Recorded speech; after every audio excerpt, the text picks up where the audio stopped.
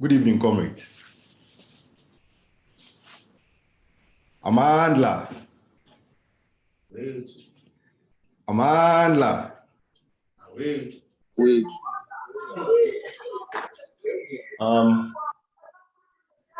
lost my question. Comrades, we are about to commence the class. We have our resource person. 1 hour time.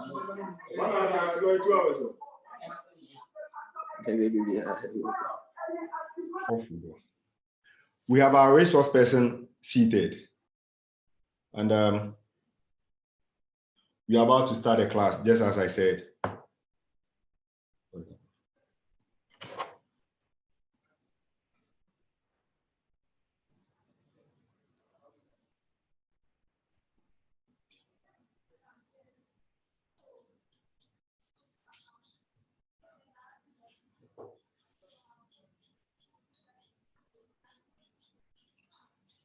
Okay, this is Socialist Forum of Ghana. We are about to commemorate the birth of Osajifo Dr. Kwame Nkrumah. And this lecture is particularly to tell participants of the enormous contributions Osajifo did in the struggle and to help Ghana attain independence. The theme for this class is the struggle for Ghana's independence, the role of Osajifo Dr. Kwame Nkrumah. And our speaker is Justice Akuffo Henaku of the Socialist Forum of Ghana, who is also a historian.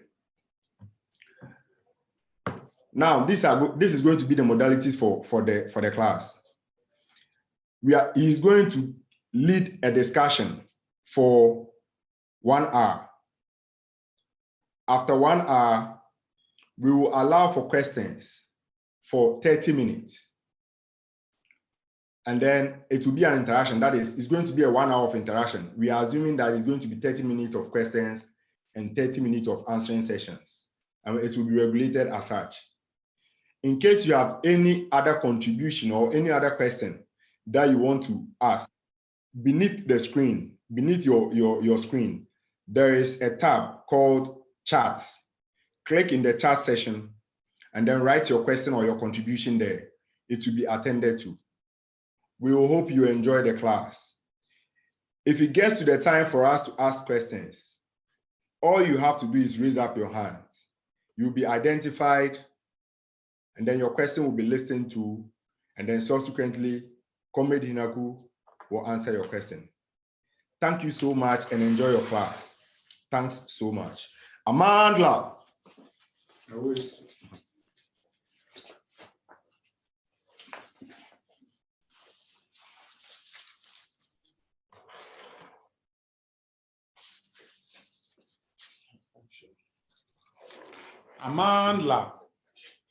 Amandla. Socialism up. Imperialism abash. Today, we're going to have a talk, an engagement. I like it to be an engagement from myself and yourself on a bit of the political history of Ghana, touching on the national liberation struggle, not only in Ghana, but in the whole of Africa, as well as in other parts of Africa. and the role which was played by the Osajefo Dr. Kwame Nkrumah, who gave his life, his thought, his deed, everything that he had for the liberation of his fellow human being. He was a humanist, above all a socialist, who believed in the sanctity of life, the freedoms, and the justice for all. We are going to talk about the struggle for national liberation, and the role of Kwame Nkrumah. The time period will be indeed from 1947 to post 1960. But before I really start from 1947, I'll go a bit or have a small excursion into the history of the territory called the Gold Coast, which has now become the modern state of Ghana. The European explorers came to the shores of the territory of what's now modern Ghana in 1471. Portuguese by name Diego de Azambuja, they were looking for a route to India because the Middle East and Eastern Europe had largely been occupied by the Turks, the Ottomans. And so access to precious minerals as well as silk, grains, etc., from the Far East and China was restricted. And Europe was forced to look for an alternative route to India so that it could trade with India and the Far East. And they happened, one of the places they landed their ships at was a coastal town called Edna, which later on became Elmina, which in Portuguese means the mine, because they discovered fabulous loads of gold from that place and started trading with the indigenous people there. Within about 10 years, around 1482, they had forced to build a huge castle over there. I'm sure those of you who have been to Elmina have seen those castles. And they also began to trade in slavery. And indeed, we all know that the Pope had divided the world into two, between Spain and Portugal. And a Spanish priest called Las Casas in Cuba, after they had conquered, the conquistadors had conquered the New World in the Americas. They overused the Indians in mining for silver, which the Europeans needed for their currency. And they also introduced new types of diseases into the Americas.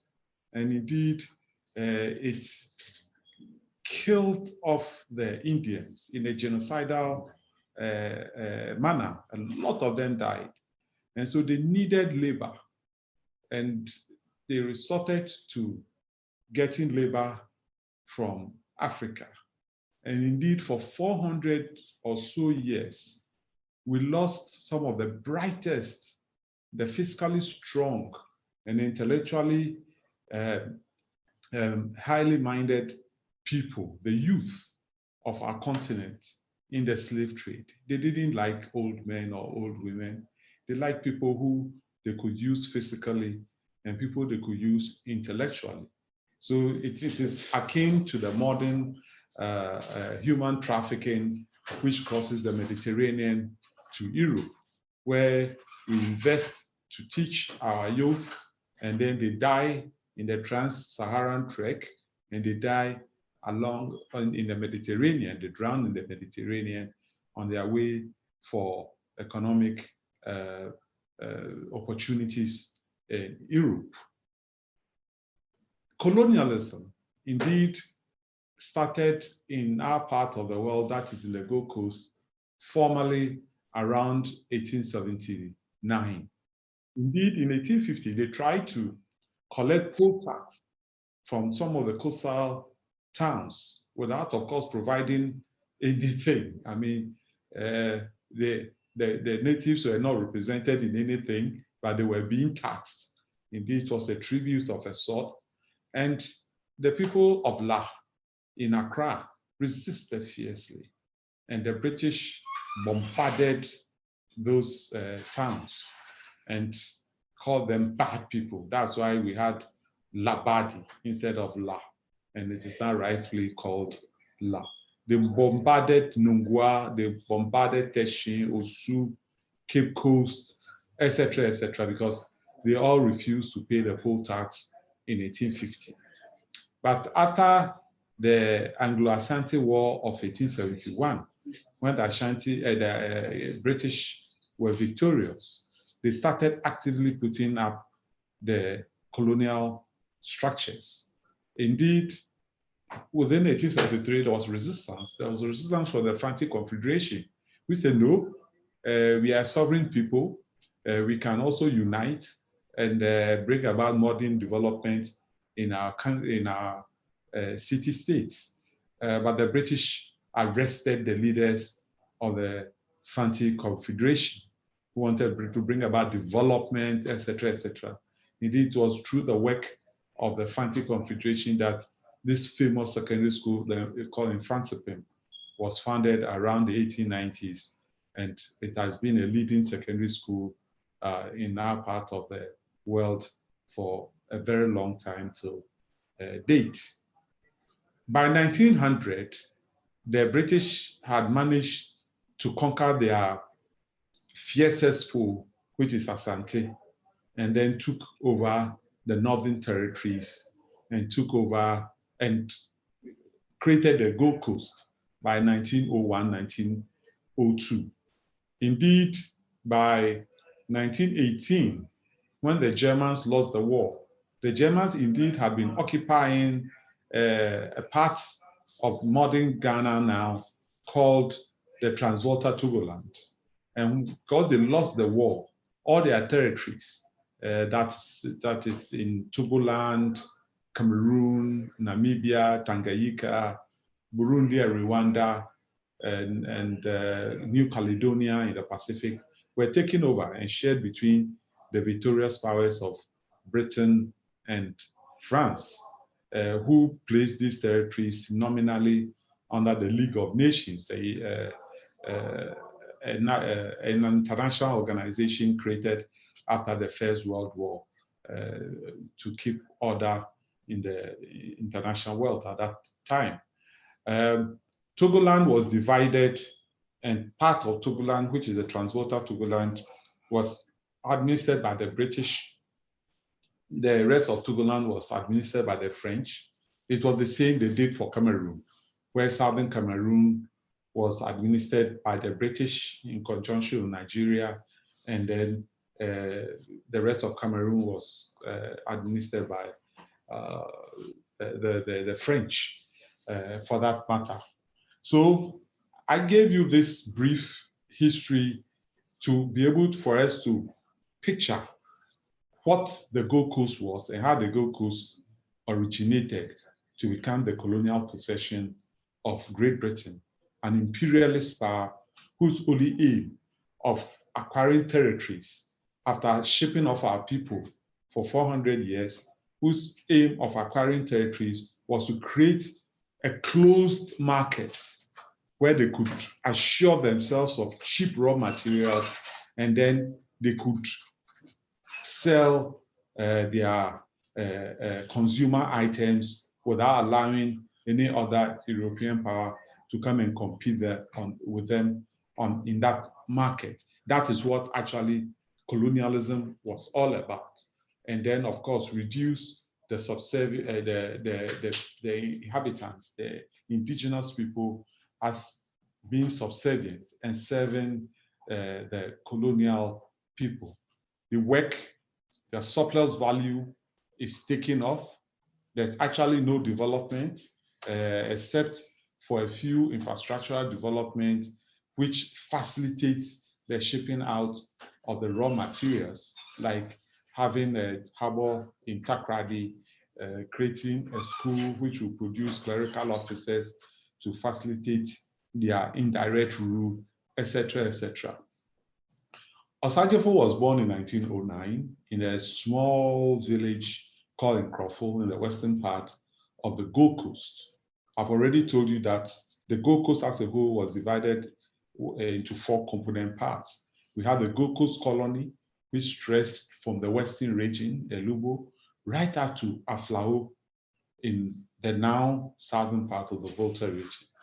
Then the second component part of the Gold Coast was Asante, which was the ancient kingdom of Ashanti, which was military conquered in 1901. The third component part was the Northern Territories, where the British signed agreements with them because they were under attack by outside forces who were still engaged in the slave trade. Because when the British stopped the slave trade for economic reasons to help in their industrialization, the United States of America was still engaged in the slave trade. And the slavery was actually abolished only in the 1890s in Brazil and elsewhere. So slaves were being taken through Dahomey and shipped out. And there were raids in especially in the northern territories for that. So they signed agreements because the British wanted to acquire those lands, and they turned those lands into crown lands. I mean, lands belonging to the crown in England. Again, Sergeant Dr. Kwame Nkrumah was born in this kind of environment. He grew up, he went to school, he attended a famous Achimota school, he became a teacher, and went to the United States of America to further his studies in the special Negro University of Lincoln, the Lincoln University in England, of course, in the United States. Because when he was there, the ferment for Black power consciousness, the ferment for civil rights was at its height in the United States of America. Because in the United States of America, after the abolition of slavery, Jim Crow laws were invented, lynching of Black people, discrimination, economic exclusion was practiced among the Black people. And the Black people in America reacted, they fought back. And Nkrumah was part of these Black organizations which fought back. We also had one of the famous Pan-Africanists, Dr. Du Bois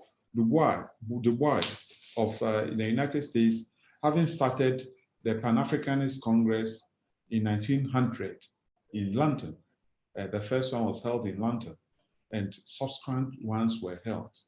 And in when Osajifo finished school in the United States, he came to England to continue school, to acquire a law degree and continue his other studies. There too, he was also engaged in the civil rights movement in England and the anti-colonial struggle. And he became the co-secretary of the 5th Pan-African Congress, which was organized by him, Dr. Du Bois, George Padmore, and others. They brought together future African leaders like Jomo Kenyatta, Leopold Senghor, Kamuzu Banda of Malawi, Nyerere, and others to London to attend this all-important 5th Pan-African Congress. And of course, the aim and objectives which they put in front of them was the total liberation of the African continent from colonialism. So before he even came to Ghana, he has started an internationalist cause, a Pan-Africanist cause, to free his people from the bondage of imperialism and the bondage of colonialism. They decided that he had to come to the Gold Coast when he was invited to the Gold Coast to help organize the first indigenous movement, which was demanding self-government in the shortest possible time. That was a movement of the elite. The elite wanted more room to maneuver. Let us remember that the British, because they wanted a cheap colonial administration, had invented a system of governance in the colonies called indirect rule. And under the indirect rule, they used the chiefs. And the chiefs had largely been discredited for failing to defend their people and for engaging in the slave trade. They decided to use the chiefs and the educated elite to rule through them the indigenous people of the colonies. They did same in Nigeria, they did same in Sierra Leone, they did same in the Gambia and elsewhere. Where there were no chiefs, like in Igbo land, they created chiefs, or in northern territories of Ghana, they created chiefs for that purpose. So Kwame Nkrumah was invited to be the General Secretary or the Secretary General of the United Gold Coast Convention. The United Gold Coast Convention was founded on the 4th of August, 1947. By the time Nkrumah was invited, when he arrived in December of 1947, there were only 3 branches of the United Gold Coast Convention. And they were located in Accra, in Jamestown, in Salt Pond, in Central Region, and in Sekondi, in the Western Region, within the Gold Coast Colony. Indeed, there were people who were the members of the United Gold Coast Convention were all from the Gold Coast Colony. There was none from Ashanti and none from the Northern Territories. It was a restricted club of the Southern elite from the Gold Coast Colony. When Nkrumah came in December 1947, he set out to do his task. He immediately, within 6 months, visited these 4 territories which now make up modern Ghana, opening branches wherever he went. He indeed opened 500 branches of the United Gold Coast Convention in that colony, in the Transvolta Togoland, in Asante, and in the Northern Territories. He disregarded the fact that these were 4 different parts. He believed that these 4 different parts must be made to come together, be united into a modern nation, which later on will be called Ghana. He also started reaching out to various organizations, especially amongst the working class people, the trade unions, the veterans associations, the nurses associations, the enginemen, railway enginemen association, amongst readers club, literary clubs, etc., etc.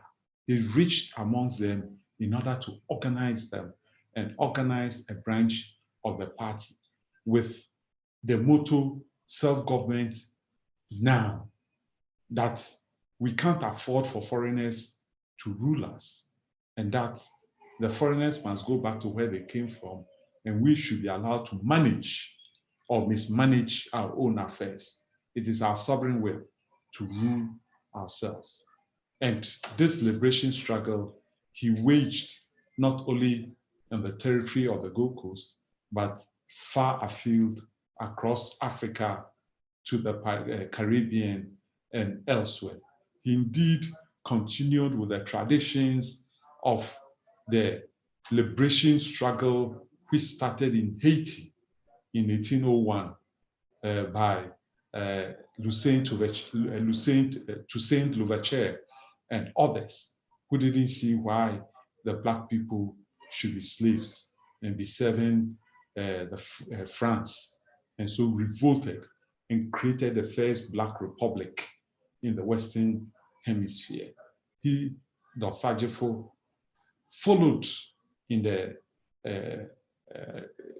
trail of these great men who trailed the blaze of freedom for the African. He had problems in the UGCC because the pace at which he was going was too radical for educated elites. They didn't really want independence. They wanted simply a life of comfort within the colonial system. And they were not happy that Kwame Nkrumah was upsetting the apple cart. Kwame Nkrumah organized among the Veterans Association. And you know, after the Second World War, Britain was down economically. Through that, great countries like India, Pakistan, Burma, and others were able to gain their independence, led by the great Nehru, using non-violent means. They were able to gain independence for India, which was a jewel in the crown for the British colonialists. And Kwame Nkrumah learned those tactics of non-violence resistance to the colonial authorities. In addition to that, he organized the Veterans Association, who, amidst the economic downturn and the economic hardships of the people, who went on a demonstration to present a petition to the governor, and they were shot in cold blood. 3 of them were killed at the gates of Government House in Christiansborg by the British police who were there and who gunned down these unarmed people because they wanted to just present a petition to the governor. Why did they want to give a petition to the governor? Because the pensions they were promised for fighting for the British people in Burma, in WAC, in elsewhere, India, against the Japanese and against the Italians, were not honored. The British didn't honor them. They didn't pay their pensions to them. They didn't settle them. They just cheated them, which is a characteristic of colonialism and imperialism. And these people wanted their rights to be restored. And they went going to give a peaceful march, going to give a petition, and they were gunned down in cold blood.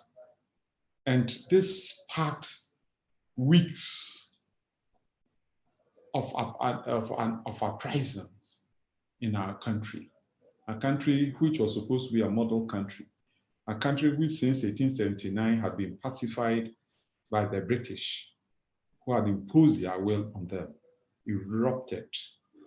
And the British had to bring in troops from the West Indies and from England to try to maintain law and order. They had to impose a curfew in order to make sure that they wouldn't be thrown out of our country. Kwame Nkrumah was arrested. It wasn't only Kwame Nkrumah. The other leaders within the United Gold Coast Convention were arrested. 5 of them plus Kwame Nkrumah, 6 of them. They were sent to different parts of the country. They were brought before a commission of inquiry called the Kusi Commission. And what happened? All the 5 denounced Kwame Nkrumah and said they didn't know anything about the ex-service men's march to present a petition, and that Kwame Nkrumah was a communist. He was a member of a group called the Circle, and he was out to come and subvert the whole law and order which the colonial system had imposed. They gave up Kwame Nkrumah. But to their surprise, and to the surprise of their British masters, Kwame Nkrumah said, yes, he takes full responsibility for everything, and that he demands that the British hand over power to the people, to the indigenous people, and go back to their country. He was not going to praise the British for ruling, stealing, and suppressing us. He wanted them out, and he wanted independence now. The others were released. Later on, Kwame Nkrumah had to be released, and Kwame Nkrumah started using his newspaper called the Evening News to be able to inform to be able to educate, to be able to agitate and organize the people.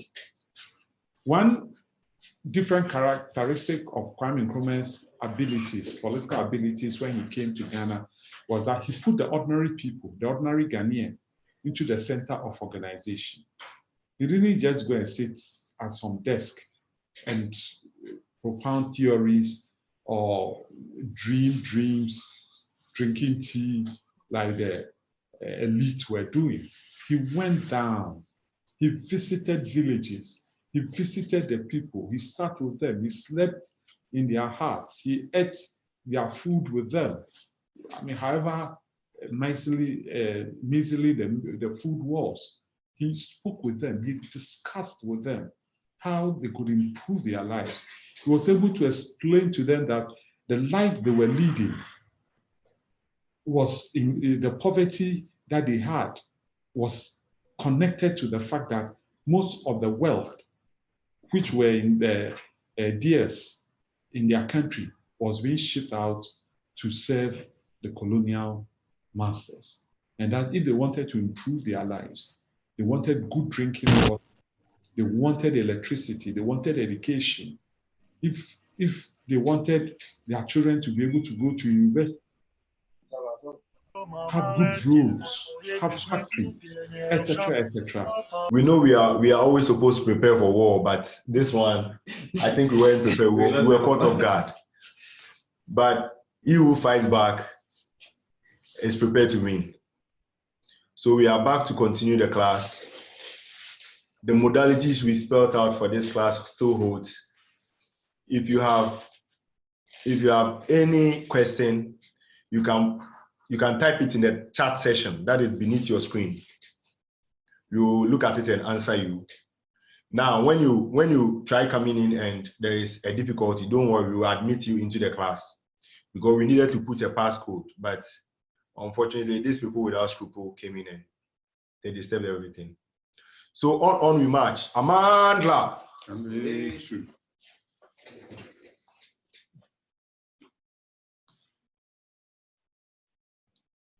Yeah, thank you for your patience. Indeed, that is what the struggle is about, to overcome all obstacles which are put in one's way. Once you know that your cause is just, you fight on in order to achieve your objectives. Indeed, 1949, I said, was marked a watershed year. That was when Osajifo broke away from the UGCC. He was indeed sacked as the Secretary General of the United Gold Coast Convention, and he was made treasurer. But when Nkrumah was organizing, he had also organized a youth wing of the United Gold Coast Convention called the Committee for Youth Organization. Indeed, he had brought together most of the youth organizations in the Gold Coast into the Committee for Youth Organization. And the firebrands in that Committee for Youth Organization demanded that Kwame Nkrumah resign from the United Gold Coast Convention and lead them. He indeed was forced to even sign his resignation letter on the back of one of the stalwarts of our independence struggle called Jenklejewu. And it was gallant people like Comrade Kofi Bakun and others who were there to support the Osajifo, Comrade Butsu and others. All these men, Komla Bedema and others, all these gallant people supported the Osajifo in his breakaway from the UGCC and the formation of the Convention People's Party. Again, when Osajifo was organizing, he paid particular attention to women because women were under double oppression. They were being oppressed internally by a patriarchal system in our country, as well as being oppressed by the foreigners, because most of our women, if they were not farmers, then they were traders. As farmers, they got very little for their produce. Indeed, in 1939, the cocoa farmers in our country had to burn their cocoa instead of selling them to Cadbury and Fry, to UHC, GB Olivan, who were paying very little prices for the cocoa. And our women were cocoa farmers. So they were doubling under that kind of oppression. And again, our women were traders, petty traders in the market. And they were trading European goods, which were the ones allowed, manufactured goods, which were that consumer goods, which were allowed into our country. And the wholesalers, the wholesaling was controlled by the Syrians, by the Greeks, by the Lebanese and others. And they were also oppressing them by charging them high prices to sell their goods. So their profit margin was almost next to nothing. And Osagyefo brought these women into the struggle, and they became the bedrock.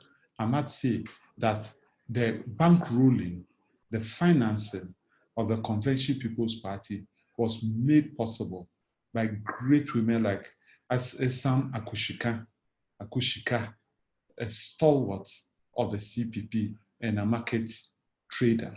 They collected money from amongst them and gave it to the party to finance the party.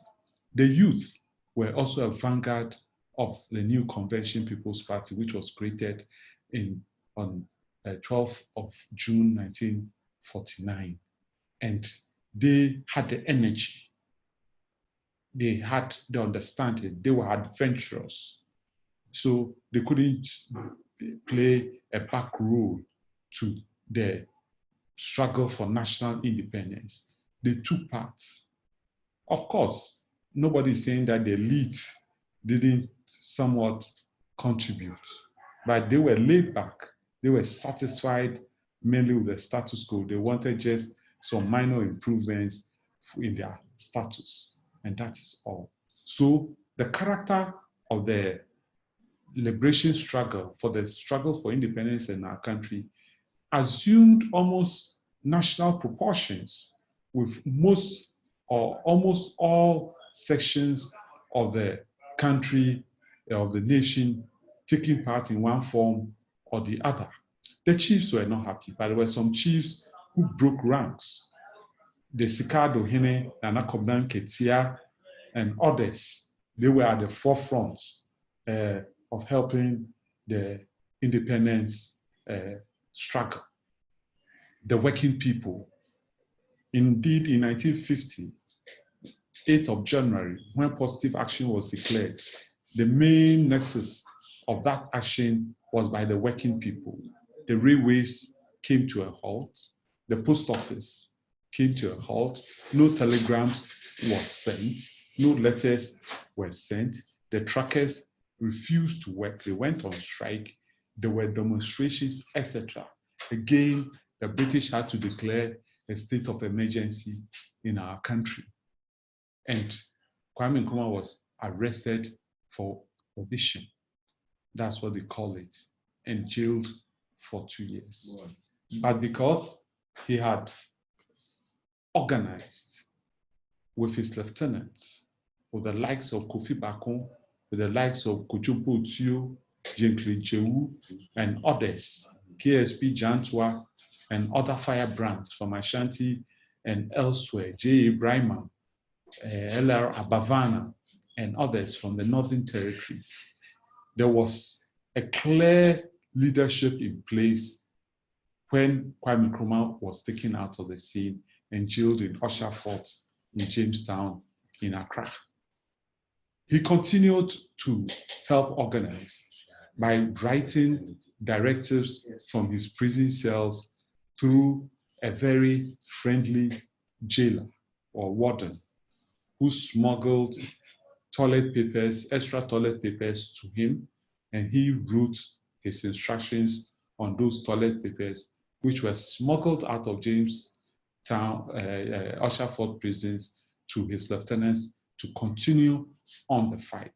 So when the British decided that with the crisis at hand, the internal self-government had to be given, and that elections were to be called to an all-African legislative council, something that had been resisting since 1901.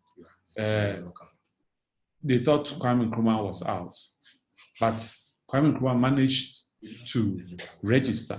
His people registered him, and in 1951, in the elections, the CPP demanded that there should be universal adult suffrage. Yes, it was only adults aged 21 and above who could vote, but unlike earlier on in England, where only men could vote and the suffragists had to fight to get the right to vote, here, because of the demand for the universal adult suffrage, both men and women were allowed to take part in the vote in 1951. And the CPP won overwhelmingly. They won 32 out of 34 seats. 2 seats were won by the opposition. The United Gold Coast Convention did not win any seats, and it got disbanded almost immediately after. Kwame Nkrumah stood for elections in Accra Central, which indicated or which symbolized the fact that he thought of himself as a Ghanaian, as a Gold Coaster, rather than as somebody from Akuffo in the Western region. And the people proved him right. The people overwhelmingly, with 95% of the votes, gave it to Osajifo Dr. Kwame Nkrumah, and he beat his opponents, Obechebi Lante, who was a native of Accra Central, and Dr. Nanka Bruce, who was also a native of Accra Central. He got 95%. They had to share 5% among the two natives. Unfortunately, Dr. J.B. Dankwa, a leading member of the United Gold Coast Convention, who stood for election in his hometown of Chebi, lost to his cousin Erono Furiata, who was a member of the CPP. The British, as usual, were mean. Instead of calling Dr. Nkrumah the Prime Minister, like they did in Canada, Australia, New Zealand, and elsewhere, where internal self-government was given to earlier on, before independence, they still chose to call him leader of government business. It was later on in 1952 that they were forced to accept the fact that Nkrumah was the Prime Minister of the Gold Coast. When Nkrumah came to power with an African cabinet, his African cabinet reflected his belief in national unity and of a Ghanaian entity. And so indeed, ministers came from the West, from the Central, from the East, from Transvolta Togoland, which was even yet to be legally part of the Gold Coast, as well as from the Ashanti and Northern territories. That was the kind of ministers he created, ministerial committee that or cabinet that he created. He also, for the first time, drew up a budget for the Gold Coast. Hitherto, our budget was part of the colonial budget. So we're just a small part of that whole vast enterprise called the colonies. But we had our own budget from then on. He then took over the Cocoa Marketing Board and put a tax on cocoa exports so that the money accruing will be used for an accelerated development of our country. This later on became a problem in 1954 when certain elements of the elite in Ashanti thought that, oh no, the cocoa belonged to us, so why should the proceeds from cocoa be used to develop the country? But then the counter argument was that, yes, indeed, the cocoa farms might belong to the Asantis, the Achims, the Ekweapims, the Gans, and indeed it was the Gans and the Ekweapims who started the investment in cocoa anyway. But who were the ones who are the laborers, who worked on the farms, who were the tenant farmers, who tilled and cultivated cocoa? They were from the north. They were from Transvolta Togolan and elsewhere. So they were also part of the revenues cocoa generated, because without their labor, cocoa couldn't have been cultivated for it to be generating revenue. And in any case, we're also getting revenue from gold. Who were most of the labor in the gold mines? It was people from the north. Yes, it was true. The Northern Territories was like a reserved labor force for the colonialists. They closed it. For you to move from the north to the south in search of job, you must get a special pass. But then they contributed to nation building. And that was the kind of national unity that Nkrumah stood for.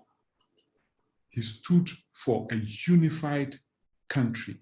He stood for the unification of the Northern Territories, of Asante, of the Gold Coast colony. And in 1956, they campaigned vigorously for the Transvolta Togoland to vote in a referendum supervised by the United Nations for them to be part of the Gold Coast. And one of the first infrastructural projects that he embarked upon when in the first 5-year development plan in the 50s was the Adomi Bridge to connect the two halves of the Gold Coast and Transvolta Togoland. He also subsequently built a Tefle Bridge in Sukakope to connect the two. This is a symbol of somebody who wanted a united Ghana. And at this particular time, that unity is an imperative. We can't afford to be balkanized. We can't afford disunity. We need to be a united entity. And Nkrumah started it from way back at that time as one of his projects, as one of the projects of independent Ghana. The 5-year development, accelerated development plan was intended to make sure that there was huge investment made in education. Indeed, in the north, there were only about 1 or 2 middle schools in Yendi and elsewhere. So we needed the colony, the Gold Coast needed to catch up. It needed to bring up education so that within the next generation, we'll have a generation of teachers, carpenters, composers, cultural workers, engineers, etc., to help develop our country.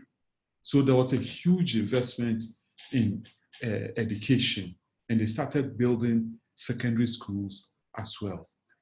The University of Ghana, Legon, had been started in Achimota with a campus in Achimota by the colonial government after pressure from the indigenous people led by Dr. Dankwa and others. But nevertheless, Kwame Nkrumah built the first campus of the University of Ghana in Legon. And when you go to Legon, you see how beautiful the campus is.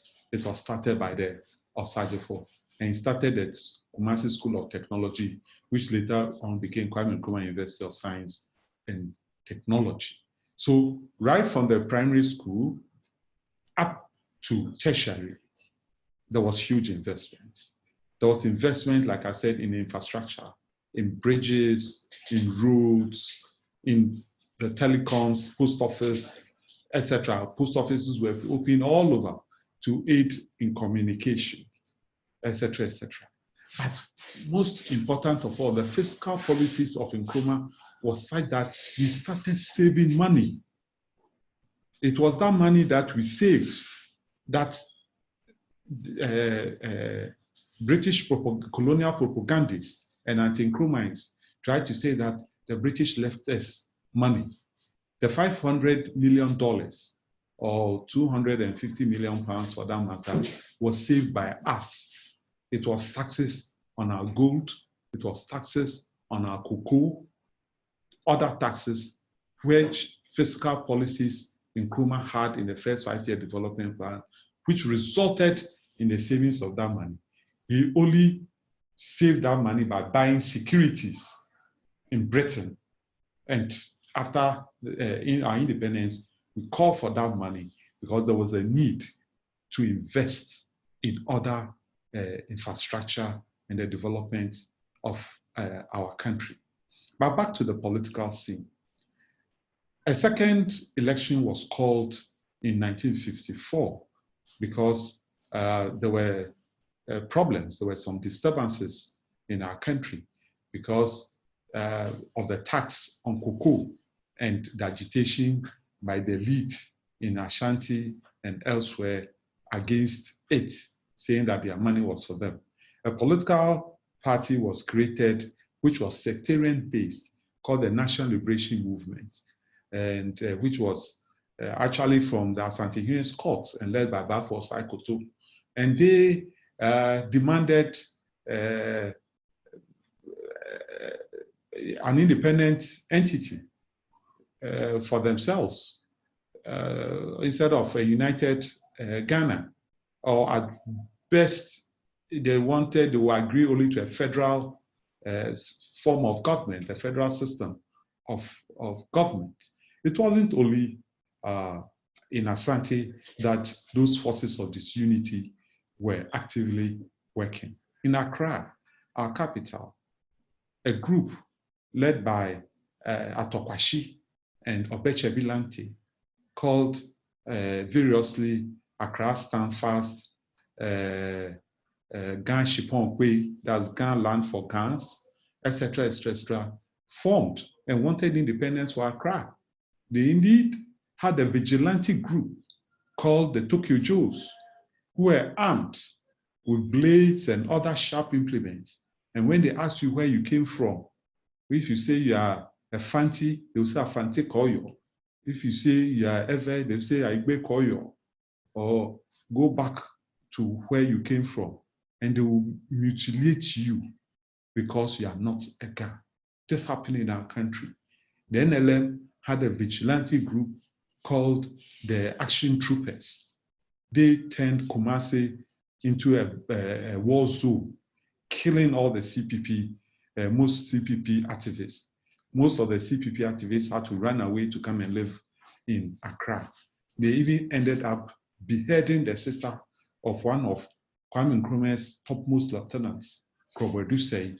The lady was cooking for her children, and these vigilante groups entered her house and murdered her in cold blood. Indeed, Ashanti became a no-go area. But the CPP people also countered, and they also formed their vigilante group called the Action Groupers. And I must say that in the 1950s, in the independence struggle, the internal strife, brother against brother, sister against sister, father against children, was quite intense. A lot of people got killed. There's a certain myth that our independence was achieved peacefully because we tried to cover up this kind of heinous evil which was perpetrated by brother against brother by the political parties. Another group called the Northern People's Party, led by Mumuni Bawumia and others, was also formed in the Northern Territories. And they also wanted independence for the Northern Territories. And in the Transvolta Togoland, a movement called Tolimo, or Togolan Liberation Movement, was created to fight for unification with Togoland, which, when the plebiscite of 1956 denied them, there was an armed uprising from Alavanyo. They were only put down by the Gold Coast Regiment in Frankedria near Akuffo when they were marching down to secure their borders. There was yet other groups, other sectarian groups, and these sectarian groups also included the Auno Youth Association in the southern part of the Volta region, which was part of the Gold Coast colony, and then the Muslim Association Party, which was a religious sectarian group based in the Zungos, and which admitted only people of Islamic faith to be members of that party. The economic development I was talking of under the 5-year development plan also built health clinics, like Akuffo Henaku Hospital was built in the 1950s. The greatest project in the 1950s of infrastructure which was built was the Tama Harbour, which was a modern harbour on the Atlantic. The only other modern harbour compared to it was in Cape Town in South Africa. And Tema Township was also built. Social housing or mass housing to provide houses for the people was also created in Awudome and other places for workers to be able to get houses. The State Housing Corporation was formed to provide those social houses. It was akin to the council housing, which was provided by the Labour government in England. That time, the post of external affairs or the foreign ministry, justice, and to a certain extent finance was controlled by the British. Nevertheless, in 1955, Dr. Kwame Nkrumah traveled to Indonesia, to a town called Bandung, met with Prime Minister Nehru of India. He also met with President Tito of Yugoslavia and Sukarno of Indonesia to initiate and start, and of course, and others, to start, initiate and start the non-aligned movement, a movement which grouped all countries who did not want to belong to the North Atlantic Treaty Organization, NATO, or belong to the Warsaw Pact, but who wanted to be free and neutral of military blocs and be left alone to practice whatever kind of system they wanted. So when we talk of the non-aligned movement, Dr. Nkrumah was a founding member of the non-aligned movement, which was a worldwide organization. Dr. Nkrumah, like I indicated, was a Pan-Africanist from the core, and he was actually sent by the 5th Pan-African Congress to start the liberation struggle in the Gold Coast for Africa. Yeah, for Africa.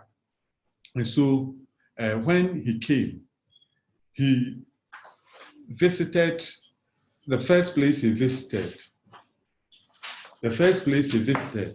was the United States of America, to go to his alma mater to be given a doctorate, an honorary doctorate degree. The other places he visited included Liberia, which had become independent since 1848, and whose president was President Topman.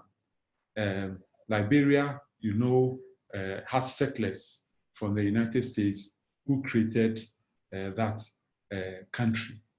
And apart from Ethiopia, were the only 2 independent countries on the African continent for a very, very long time. Nkrumah also extended, paid attention indeed to the liberation struggle elsewhere. And great men like Kamuzu Banda of Malawi came to Ghana or to the Gold Coast to practice as a medical doctor in Kumasi.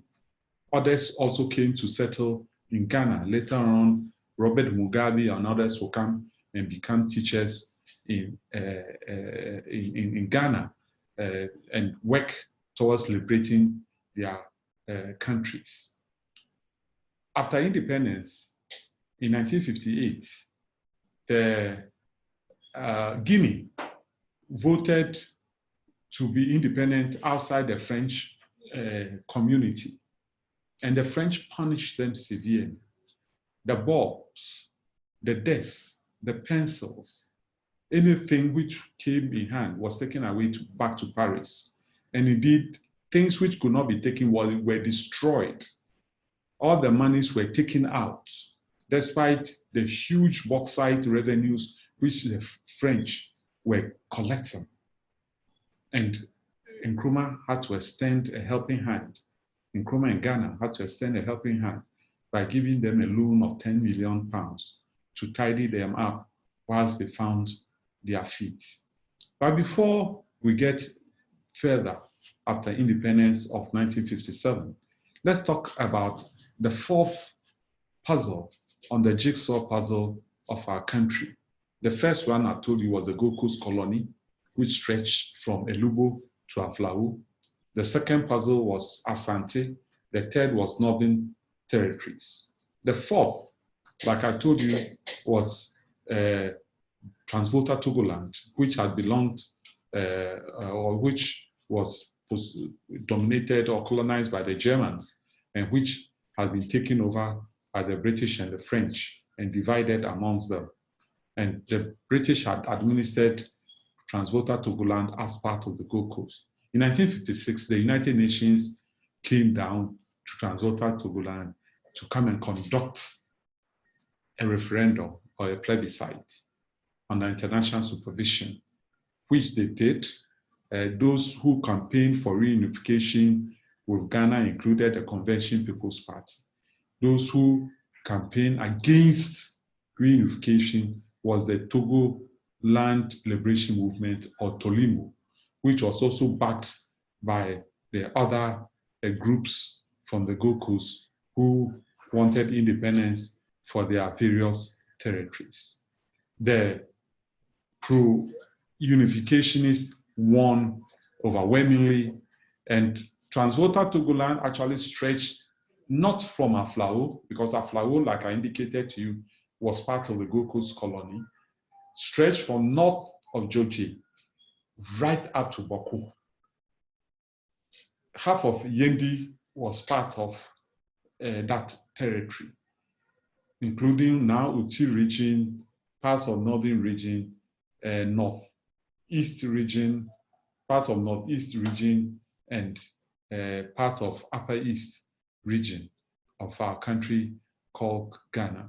They took part in the referendum or plebiscite, and they wanted to be united with the Gold Coast colony in order to be able to enjoy independence a year later on the 6th of March, 1957. And on the eve of 6th of March, 1957, the Sajefo stood at the old polo grounds, now the site of the Kwame Nkrumah Mausoleum, and declared that Ghana was free forever. He also declared in a landmark quote that the independence of Ghana was meaningless unless it was linked with the total liberation of Africa. Nkrumah really felt that independence was indivisible. You couldn't have a small pocket of Africa which was independent, and there were others which were under the clutches of imperialism and colonialism, because they would subvert the new independent country. And so it was an imperative that he rather subverted the colonial possessions for them to gain independence in order to achieve the ultimate aim of Pan-African unity. Because it was only in unity that we could trade, we could develop, and we could live in peace. With a balkanized state, 54 African countries, we are always weak, and we don't have control over our natural resources. We are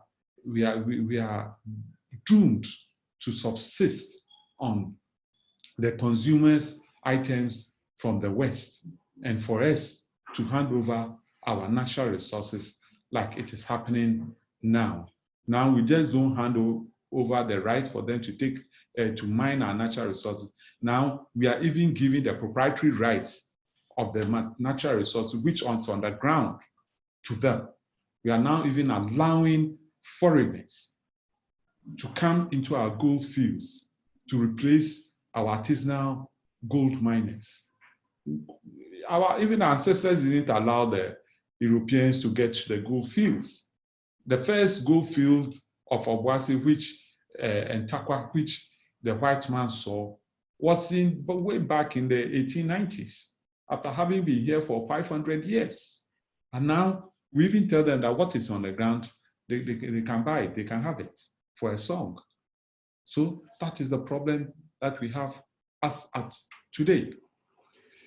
After the 5-year development plan, Nkrumah had a consolidated plan and later on had a 7-year development plan.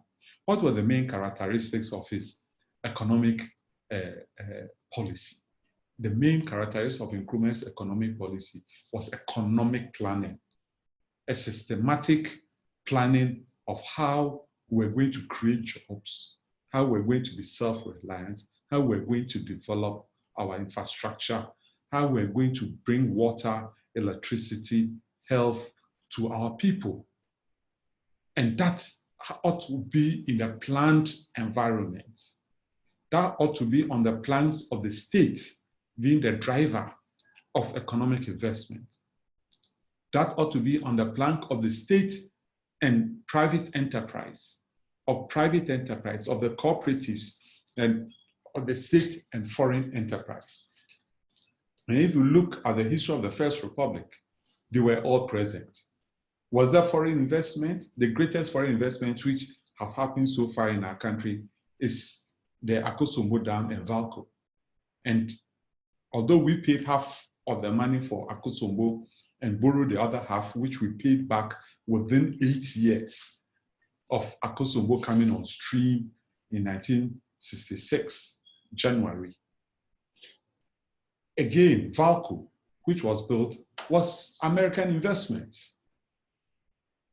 We also invested in other industries. Over 300 industries were created in all spheres. When you talk of social housing, Sulpon Ceramics was created so that WCs and other Chinaware and etc. could be produced, and the electronic industry developed in our country. For the automobile industry, the rubber plantations in the Western region were planted with a tie factory to produce all sorts of ties and rubber products for the burgeoning industries which were having. And the interesting thing about Nkrumah's economic plan was going to build the meat factory in Bolgatanga, Zwaregu in Bolgatanga. At that time, Akosombo electricity are not reached that area. But he went and built there, put generators there, because it was near one of the factors of production, that is nearness to raw materials, cattle.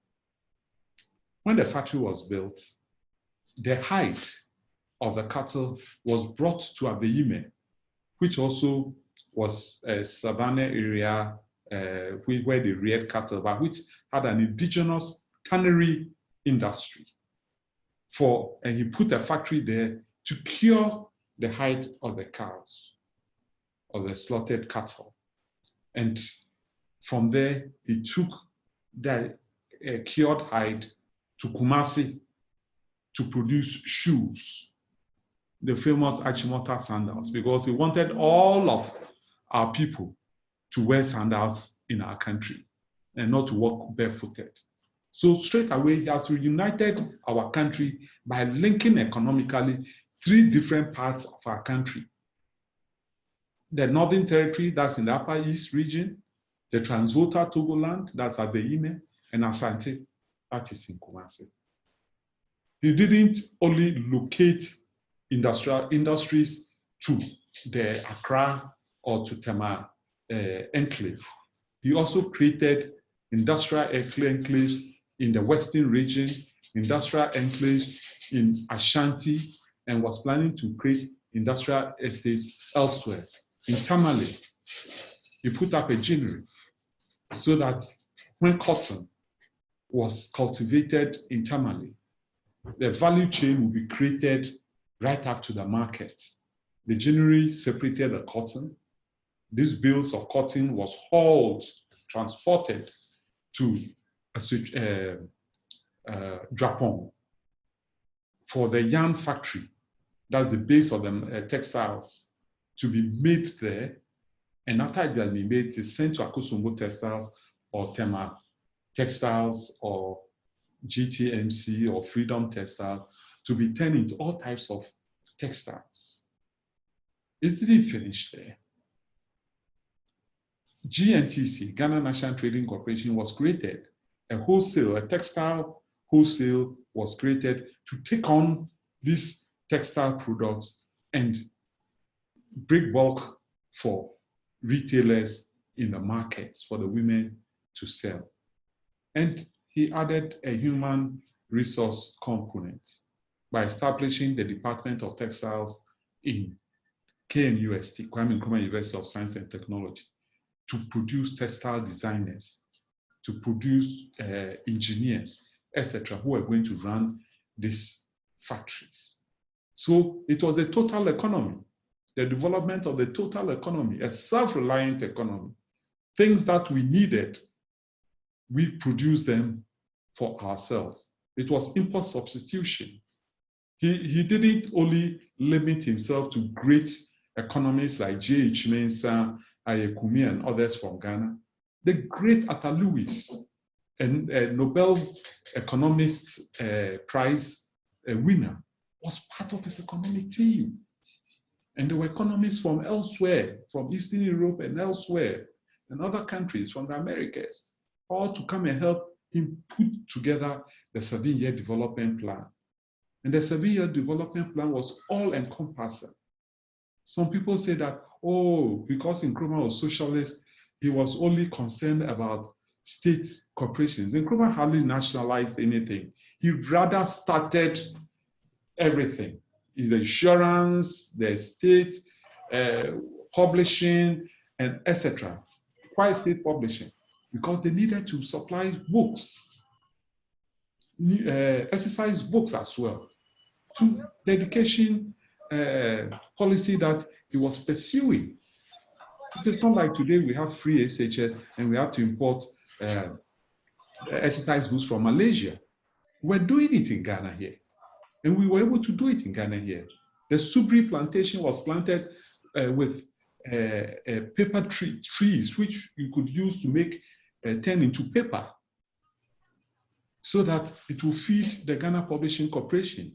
There were fantastic authors who came out, Ghanaian authors, Efwa Sutherland and others who wrote books for us, Diana, Michael, and others, Kaifa Mensah, great poets, J.H. Nketia, the musicologist. All these people came up during those times. And Nkrumah brought up a cultural revolution spearheaded by what we call the African personality, to restore confidence in ourselves, for us to go back to learn the glorious aspect of our history, that Africans have not always been slaves as it was pervaded, that it had not always been wars and underdevelopment, it had not always been poverty, it had not always been backwardness, but that we have had a historical past, a glorious empires like ancient Ghana, Mali, Songhai. It was in Mali that a king of Mali, Mansa Musa, took so much gold to go and give out on his trip, religious trip to Saudi Arabia, that the gold prices fell in Egypt and elsewhere. There was great Zimbabwe. Those were empires. We've had empires like Kush and Aksum in Ethiopia. Did we know about it? There had been a disconnect in the knowledge transfer, and we had been told by our colonizers that we were nothing, and that we were savages, and that before the white man came, we lived on trees. But before the white man came, there were kingdoms down here. People traveled, people migrated, people built, people created political systems. They created social systems in which norms and customs and laws in which they lived by. Even the system of slavery which was here was not chattel slavery. It was not commodity slavery. The human being was not reduced to that of a commodity who could be bought and sold on the market like cattle, and which was introduced to us by the economic system which the Europeans brought. So when we talk of the rule of Kwame Nkrumah, we are not simply talking about the fact that he became president of the Republic of Ghana in 1960, or he became the prime minister in 1952, or he became the leader of government business in Ghana. We're talking of the fact that this is somebody who symbolized our freedom and our justice. This is somebody who symbolized the pride we ought to have in ourselves, the confidence that we also are a people. We are people with a history, and we should know our history and be proud of it. And it should inspire us. The history of ancient Greece, the history of ancient Rome, inspired a backward Europe after 300 or 400 years of the dark ages of savagery, of massacres in Europe, to have the Renaissance in the 15th, 16th century in Europe, for them to come out of the dark ages. When are we going to have our Renaissance? When are we going to take back our confidence and know that we can do it, and we must do it, and we need to do it? Some people might think that, oh, history is a bore, but the truth of the matter is that we still use the Archimedes principle. The Archimedes principle was invented by Archimedes way back over 1,000 years ago, or more than that. But we need it. The history of motion by Newton is in the past. If you don't go and learn the history, you'll be able to learn the principle. The principle doesn't just drop from heaven into your head. You need to learn it. You need to learn the circumstances under which he postulated or formulated that theory and how it was implemented. You need to learn about how the Industrial Revolution, for example, started in Great Britain. If you don't, there will be a vacuum, there will be a gap, a disconnect in development for you. So we need to learn ours. How was architecture like? Why was it that when winds blew, the roofing, the architectural roofing of a typical house, a traditional house, didn't get blown off? How did they do it? How were they mining gold to sell gold to get the accolade of the Gold Coast? The Gold Coast was gotten about 300-400 years ago before modern mining of gold. And they couldn't just have been picking the gold on the ground. They were mining gold. Do we learn it? Do we learn the economic history of Asante?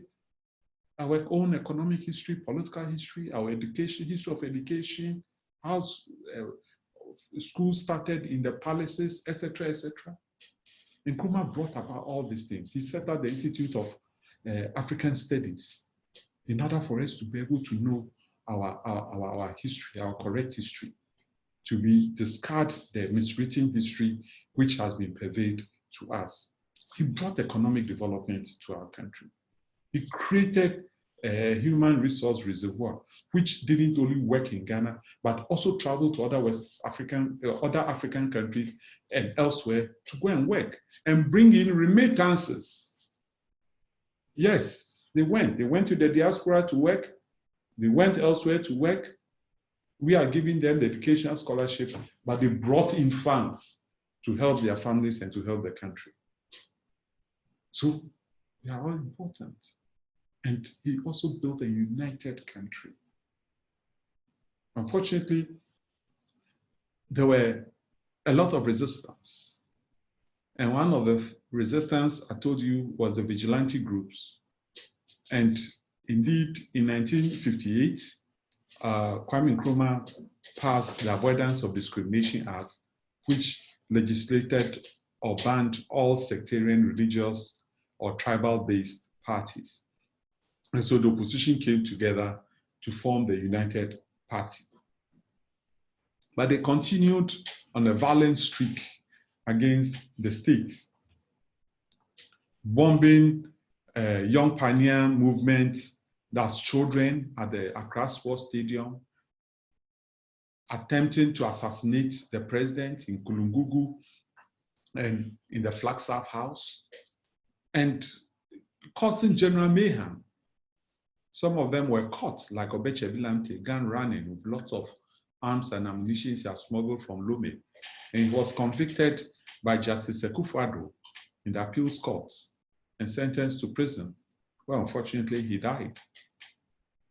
J.B. Dankwa was caught aiding and abetting an assassin of Nkrumah, who in 1965 tried to shoot him at Flagstaff House. And he had a copy of a letter, of a speech he was going to read at the broadcasting in order to take over the country. He unfortunately also died within a month or two after he was imprisoned. This mayhem which was brought, this violence, led to security laws being passed. And the security law which was passed was called the PD, the Preventive Detention Act. Nkrumah also passed, through a referendum, passed law to legislate the other opposition parties as illegal for the CPP to be the only party. That's the one-party state, which was actually in fashion all over. In Nkrumah's foreign policy, I've already told you of the non-aligned movement. In 1958, April, he convened a conference of 8 independent African countries. And earlier on, April 15th, was African Freedom's Day. Although now African Freedom's Day, which is became African Liberation Day, and African Day is now May 25th. It started on April 15th on the eve of the conference of the 8 independent African states. Again in December of 1958, the All People's Africa Conference was convened.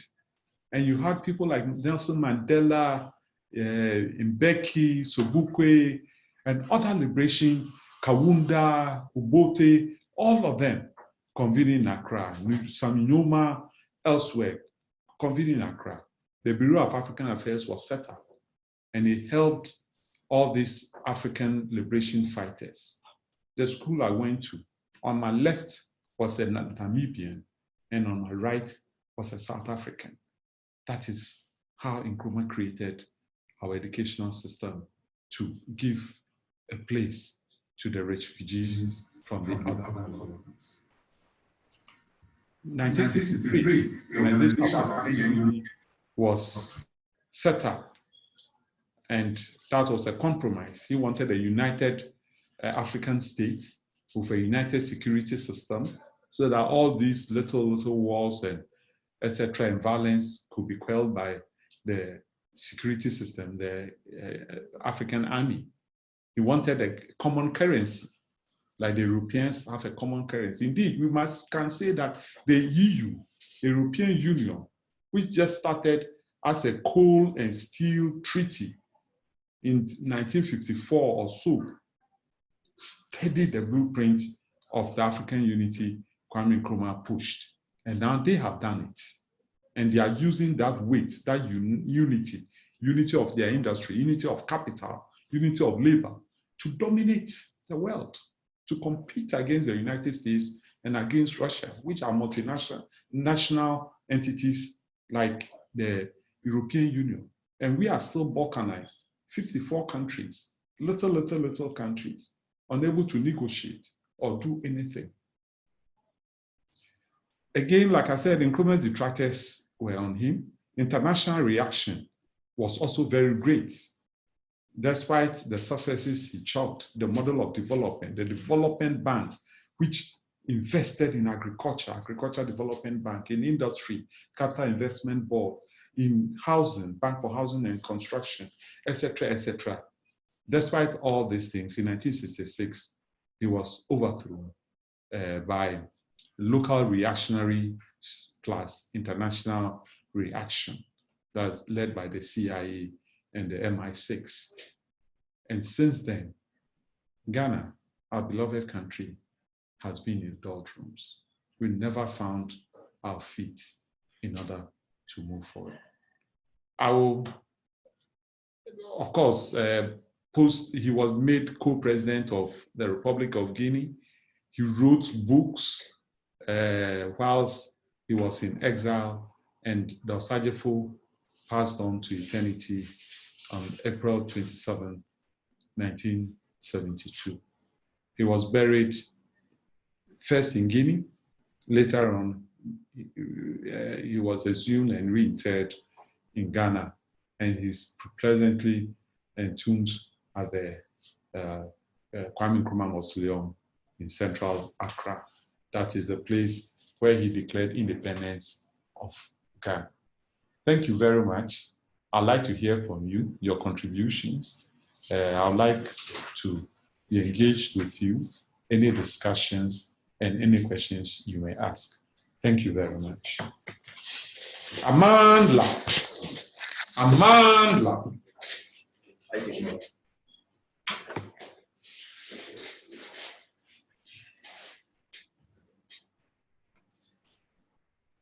Thank you, Comrade Justice, for the presentation.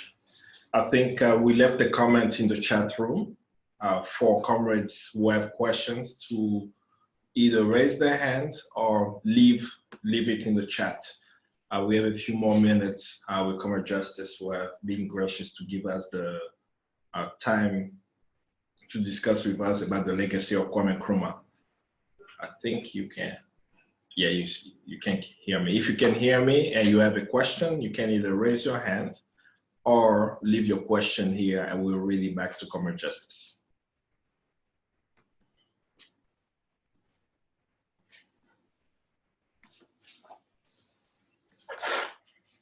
And while we wait for questions to come in, one question we can share with you, Comrade Justice, is for someone who is in let's say in Mozambique right now.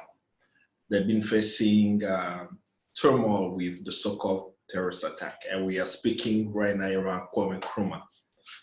Why should somebody in Mozambique, in the challenges that they're facing today, look into Nkrumah as an example of how they can liberate themselves, or care around what Nkrumah has done while he was with us here on Earth?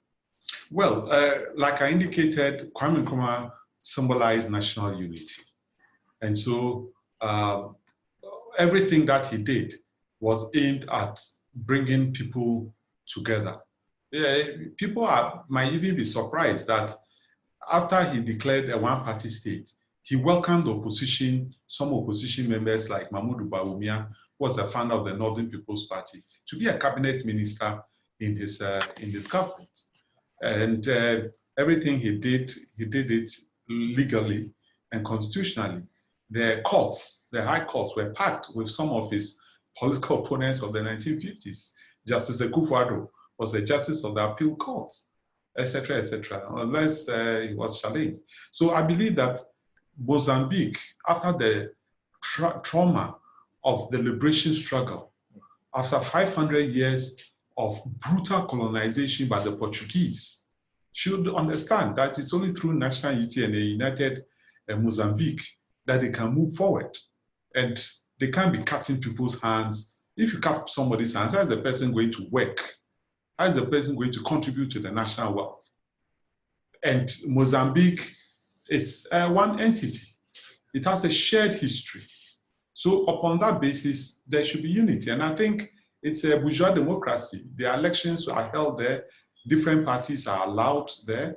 And so there's really no cause for it, unless, of course, incorrigible reactionaries who lost out because of the independence that are still bankrolling this kind of banditry which is going on in Mozambique.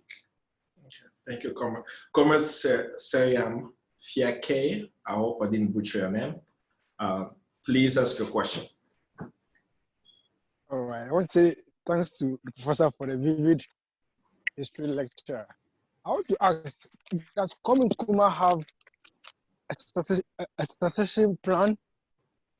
And did he groom somebody to take over him while he's away? Or why doesn't he have a vice president? Thank you. Yeah, Kwame Nkrumah had a presidential commission anytime he traveled out. And the presidential commission was chaired by Nana Kofreku, a chief. they took over anytime he left out. The Constitution of 1960 was not, did not give provision for a vice president. It rather gave provision for a presidential commission anytime President Nkrumah was out. And a whole lot of his people were trained to be able to take over. I mean, take it or leave it. In 1979, without Kwame Nkrumah, within 3 months, the People's National Party, a successor of the CPP, despite the fact that the CPP had been banned, the people, the members had been incarcerated by the NLC and the Buzia regime and others, they were able to resurrect and win an election within 3 months. You know.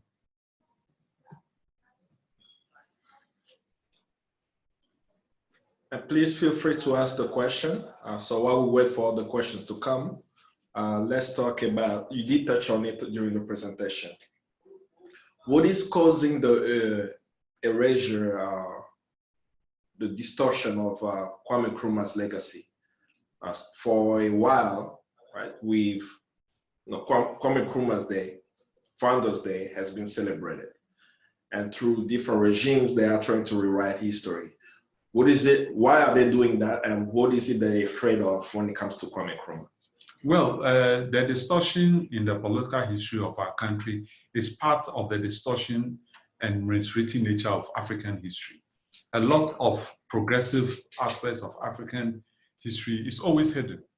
I mean, at a certain time, we're even told that Egypt was white, when we know that Egypt, the pyramids were built by blacks. I mean, the Sphinx is created in the image of a black person. Napoleon goes there and tries to blow off the nose because he can't accept that people who have been subjugated could have had a glorious past.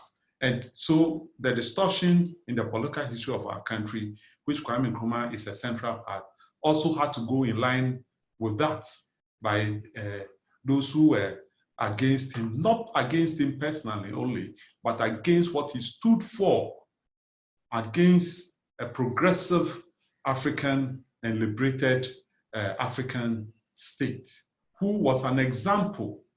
You see, the truth of the matter is that Kwame Nkrumah is larger than Ghana, is larger than Africa, because he stood for those eternal values of freedom, of justice, of liberation, of control of one's own destiny.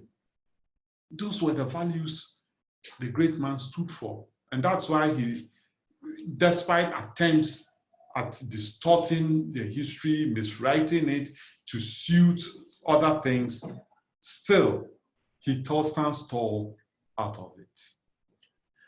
We have a question from the Winneba Collective, from Comrade Nanaudom Poku. The question is, I read from some book that the British left us some money when they were overthrown from power. How true is this? Well, that's a big lie, and copious articles have been written on it. I indeed referred to it when I was speaking about the 5-year development plan. And when Nkrumah came to power in the internal self-government of 1951, he started the first budget for our country. Hitherto, there was very little taxes on the gold companies, etc. There was higher taxes on shipping for our cocoa during the Second World War because of competition for space with armaments and ammunitions which were being shipped towards the war areas. But Nkrumah started with a fiscal policy which brought about savings. He put a tax on cocoa. And cocoa, mind you, the investment for cocoa was done by the Africans. Cocoa was brought in here by Tetekwashi. The Gans and the Kwiapims started the cocoa investments, especially in the Achim, Suhum, Kofi Pari areas there, went into Ashanti. The Ashantis took it up, they put in their land, they put in their sweat equity, etc., and started exporting cocoa. And the European companies like Cadbury and Fry, UAC, GB Olivan were taking advantage of it. They were the cocoa brokers, what we call the cocoa crushing. They would buy the cocoa at very low prices. Indeed, in 1939, the cocoa farmers burnt their cocoa rather than sell it. And so around 1947, the Cocoa Marketing Board was set up. In 1951, 52, Kwame Nkrumah took over the Cocoa Marketing Board and then put up a common tax on it. And the monies which came out of it, he invested in both infrastructure and in savings. And he was able to save $500 million from our own sweat and our work and from our cocoa. It was our own money. He only saved that money in British securities in London. Of course, it was used by the British to protect their pound sterling. But after independence, we said we needed our money back because part of that money was what was used to build Akosombo Dam. Part of that money was used to finance those 300 or so factories which were built. But even Tema, Okonfa-Noche, Adome Bridge, Tefle Bridge, elsewhere, it was our monies during those times in the 50s that was used to finance it. The British contributed in those 5-year development plan while they were still taking our things away, only £1.5 million pounds sterling.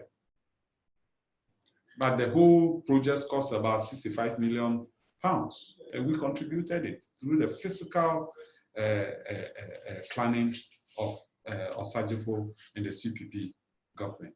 So it is not true that the British left us money. They didn't. Indeed, when Kwame Nkrumah went to the Governor General's office to take over, he had taken everything away. And if you like, go to England, go to the Imperial War, the Imperial Museum, you see the governor's office recreated with the furniture and everything of the Gold Coast there. They took it away. They couldn't even get the pencil there. So they didn't leave us anything. There is another question from them. Sorry, they left us two things. The beer factory as Accra Brewery and the biscuit factory in Jamestown. Apart from these two, nothing else was left. So before we go back to the Wilma Collective, I have not a question. I did see one comrade. It looks like they've. Okay. So Comrade Lukman Youssef, you have a question, and then after that we'll go back to the Wilma Collective for the second question. Go ahead, Comrade.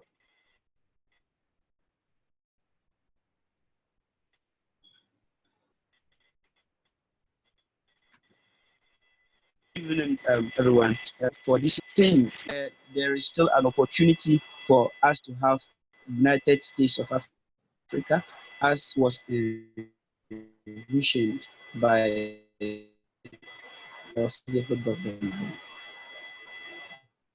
Comrade Lukman, you have connection issues at the moment. Can you try to ask your question again? And if we're not able to hear, can you write it?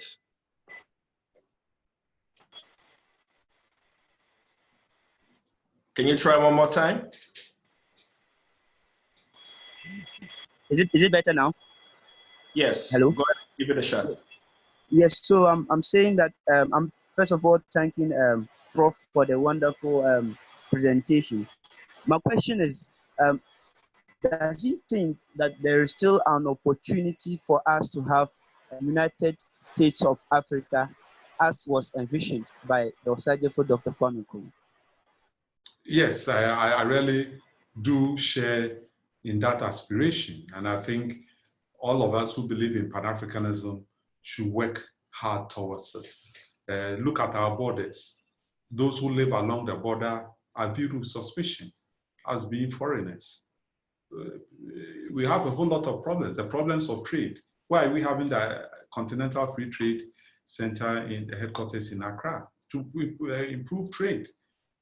The only way you can improve trade is to knock out fiscal barriers, like Kwame Nkrumah was trying to do with Burkina Faso, then Upper Volta, when he faced an assassination attempt later at Kulungugu.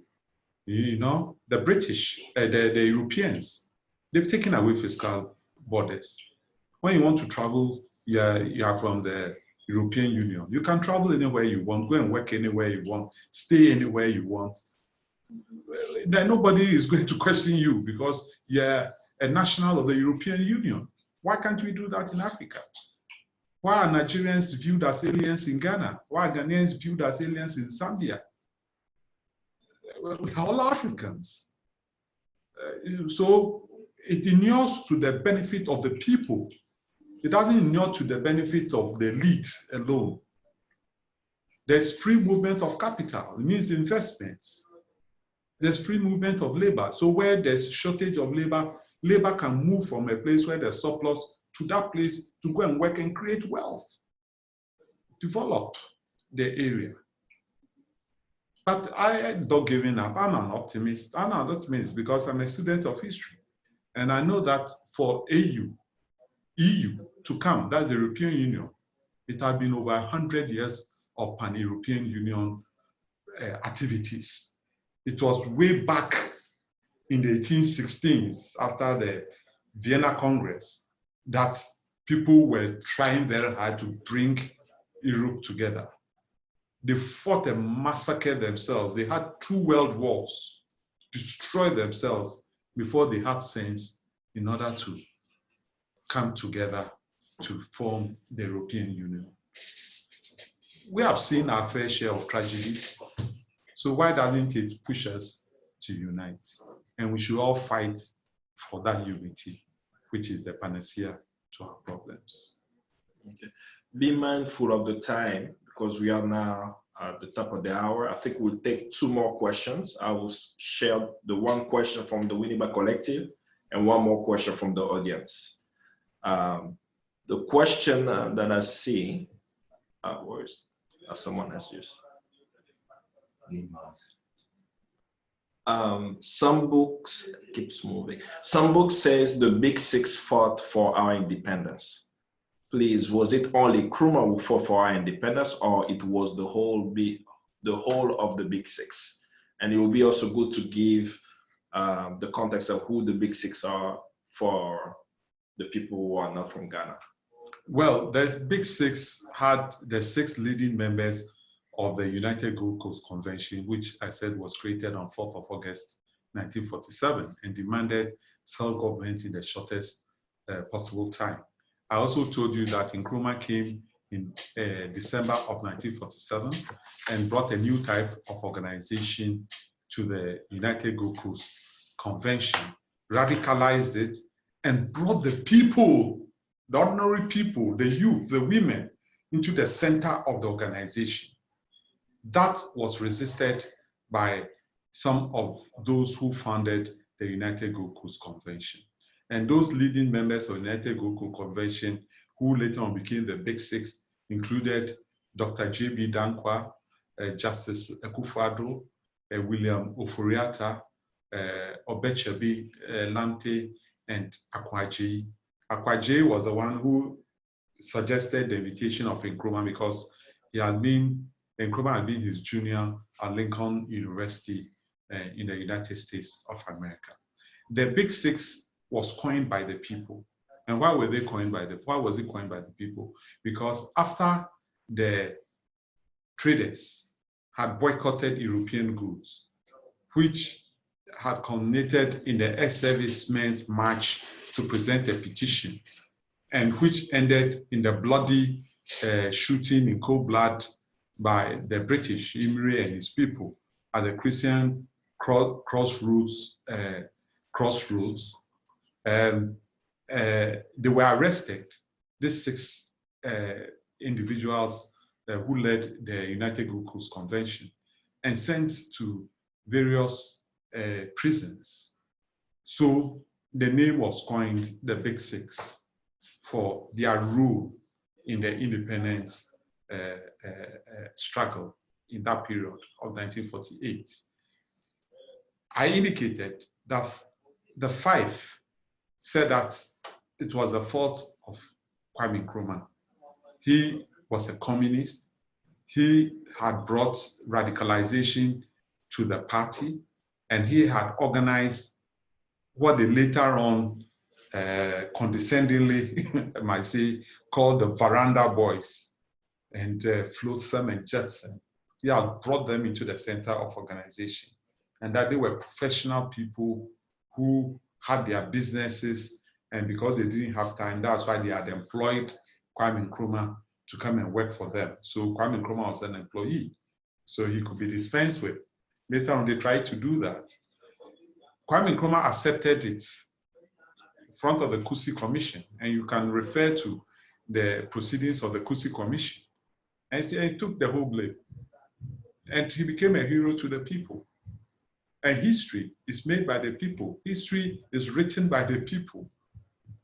Again, whilst Kwame Nkrumah was fighting for national unity of the 4 component parts of the Gold Coast to become Ghana, there were others who, because they lost elections, indicated that once they had lost national elections, they must have a piece of their tribal area to be independent. J.B. Dankwa wanted independence of Achim and Ashanti. Obeche Bilamti wanted independence of Accra. The Northern Territories people, Mamu Baumia, wanted independence of the Northern Territories. Buzia wanted independence of Ashanti and Ahafo, or Brown Ahafo. That time there was no Brown Ahafo, of Western Ashanti. Said that they would trade, they would pass their goods through La Côte d'Ivoire to the sea. They didn't need to pass through the sea to Takoradi or to Tema. Worst of all, this was even the heartbreaking thing. Dr. J.B. Dankwa, after they had lost the 1956 elections, they wrote a letter, which is also available, sent it via Dr. Buzia to the British, telling them that, pleading with the British not to leave, and that the British had not finished their experiment on the Gold Coast, and that they were needed here to continue. How can such people be founders?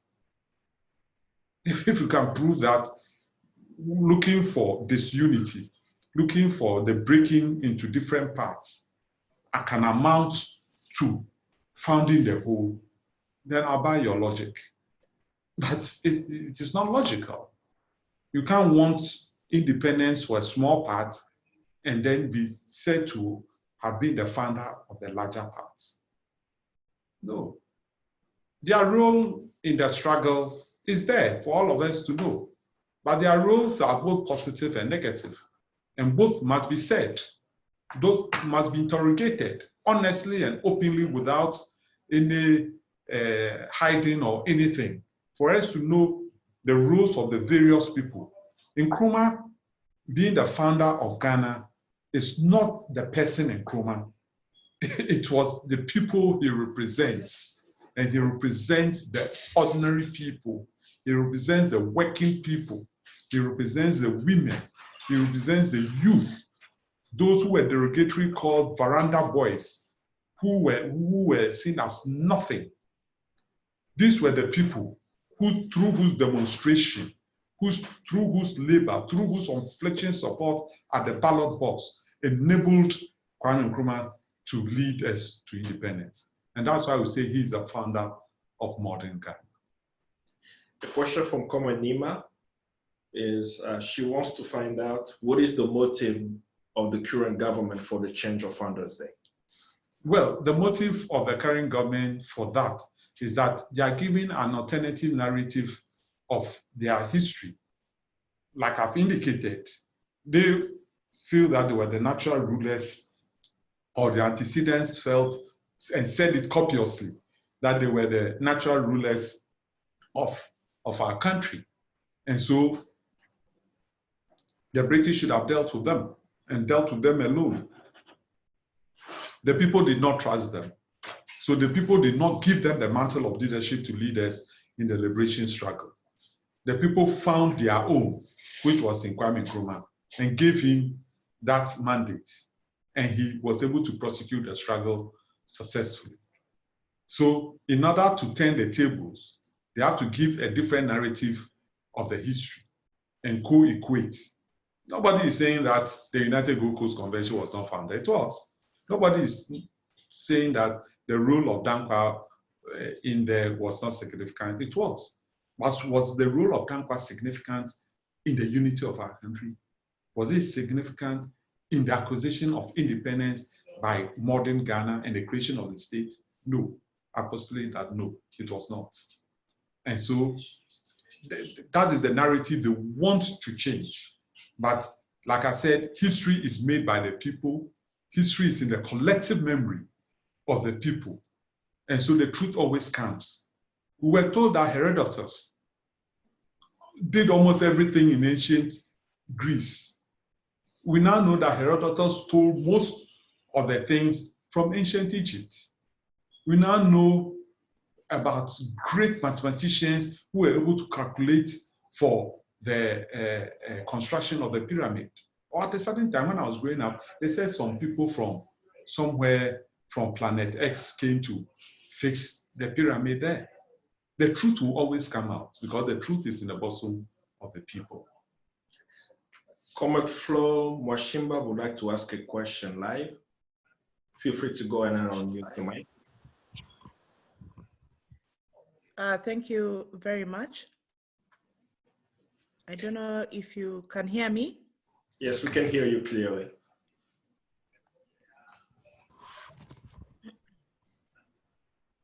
Can you hear me well? Yes, you can go ahead with your question. I am very happy to hear a lot of the things that you're saying. I'm a much younger person than you, and I really share a lot of the ideals and a lot of the stuff that you're saying. But one thing that is frustrating me as a young person is that, especially having been raised by communities where, you know, there was colonization and there was a transition from colonization to what some people would consider free Africa. And as a younger person who has seen more of what would have been free Africa, I admire a lot of the people who are there before me and what they tried to do so that I can enjoy some of the freedoms I have now. But one thing that frustrates me every day is that there's still a slave mentality that goes on even within people my age. How do you deal, or how do you play a role in terms of trying to make a change and keeping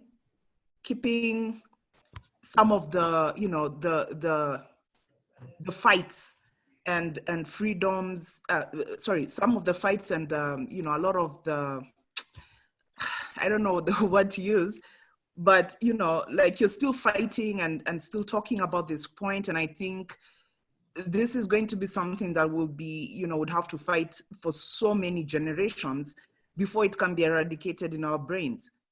For those of us who are still here and we are still alive and we're trying to do something about it, how do you reconcile what was being done in the past by people like Kwame Nkrumah and many other people who come after him? And as an individual, what can you do? You know, what is your role as an individual? What can you do? Because it's not easy to change people's minds. I think as Africa, that's our biggest challenge.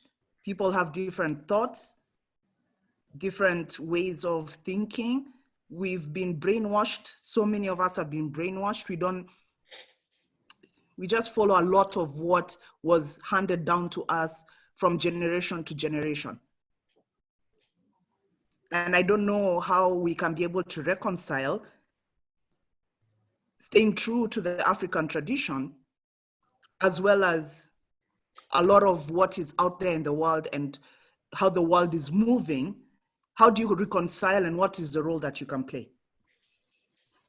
Well, thank you very much for your contribution and your question.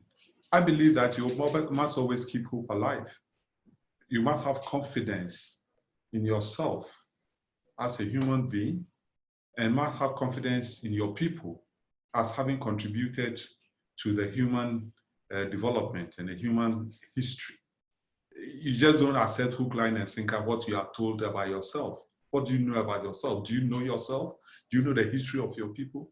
Do other Africans know about us? Growing up yes, we read a lot of African writers and gave us an insight into the cultures of, for example, Chinua Achebe's books, of the Igbos. Zambia Shall Be Free by Kenneth Kaunda, read about Shaka the Zulu and others, that it didn't create a certain darkness in your mind that, oh, these people, because we don't know them, they are savages, or they are this, or they are this, or they are that. You get to know, seek the knowledge, the knowledge about your people. That is what is going to set us free. And let's talk honestly about it. We are modernizing. Let's talk about our failings. Let's recognize our failings. Let's talk about our successes. And let's fight to keep our successes and work hard on it. We are not all negative. It's not possible. The world is negative and positive. And indeed, the law of the unity of opposites is that what brings about the light. Is the positive and the negative charges together. Bring something. That's the synthesis, the good thing for us. So we never give up. We must understand that there's a miswritten history of Africa. We got to keep on digging and finding out and bringing it out and unashamedly talking about it.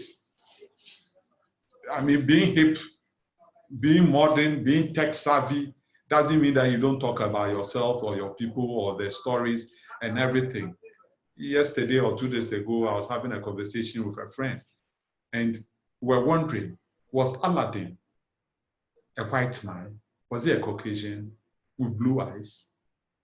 Why has Aladdin suddenly transformed from an Arab or a black-skinned person into a white person? The stories of the Arabian Nights, why has it become Eurocentric?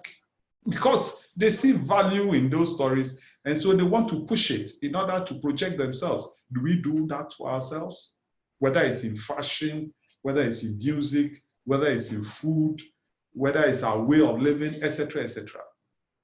So going back to the African personality, which Nkrumah postulated, is one way out for us. We need to have the counterculture against the decadent culture which is being pervaded to us.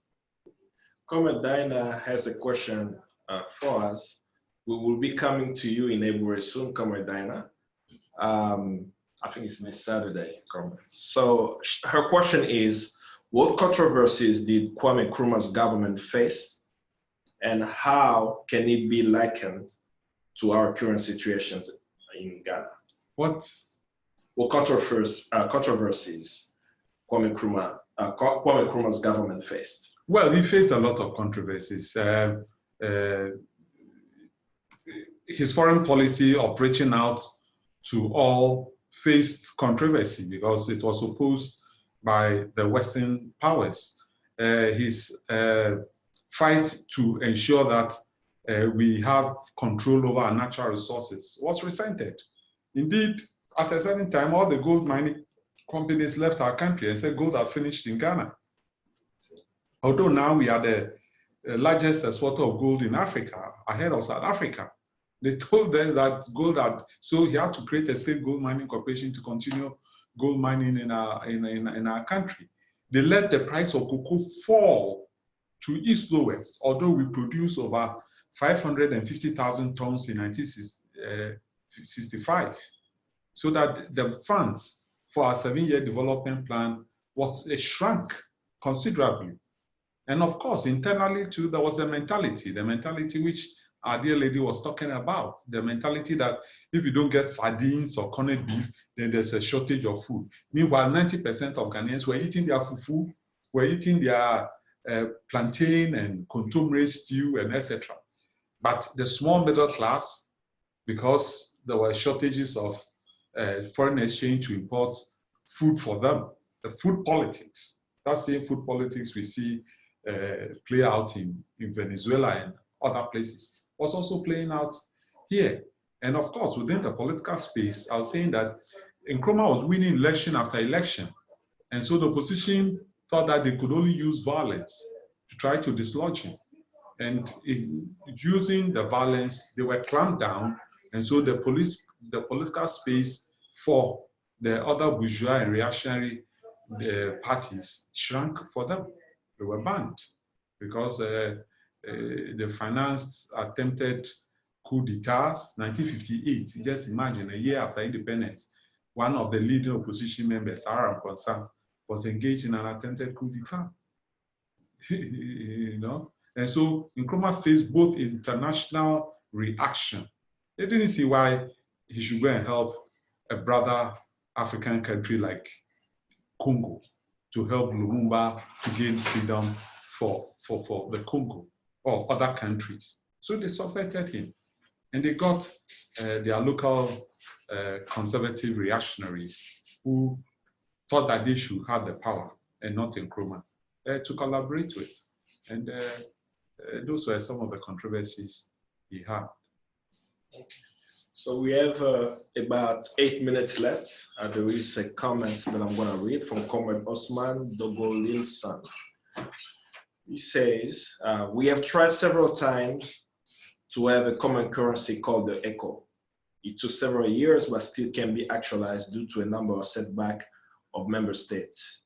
One could attribute one reason to be as a result of different colonial masters who still have some influence in our decision making. How could Nkrumah reconcile this, the contradiction? Well, yes, the contradiction had to be overcome. That's why he proposed a common currency. What's the common currency for the French West African countries? Do they control that currency? They have to pay a certain amount of their reserves, lodge a certain amount of their reserves, and pay a certain amount on it to France. That's what keeps France going. So France certainly is going to subvert any talk of a foreign currency which goes outside its control. The British were not so lucky. I mean, Nkrumah quickly moved from the British pound to the Ghanaian pound and later on to the Ghanaian cedi. How can we achieve it? Two countries can come together and start with a common currency. We need not set up very high fiscal and financial criteria for it, because we need a common currency in order to be able to build a stable economy. And the common currency must not go alone on its own. It must go along with a package of economic measures which is based upon a self-reliant economy. We can produce rice. Why do we have to import rice? Why do we have to import chicken? Why do we have to import cement when we have clinker here and we have the cement factory here? Liberia produces a lot of iron ore. We have steel factories here. Why do we have to bring in steel products? So we need to keep our monies. Then Ghana, we have a lot of gold. We produce a lot of gold. How much do we save as a reserve for our currency? When you go to Fort Knox in America, or you go to England, they have huge reserves of gold bullions. Do they produce gold? They don't produce gold in England, certainly not. But they use it as a hedge to back their currency. Here, we mine the gold.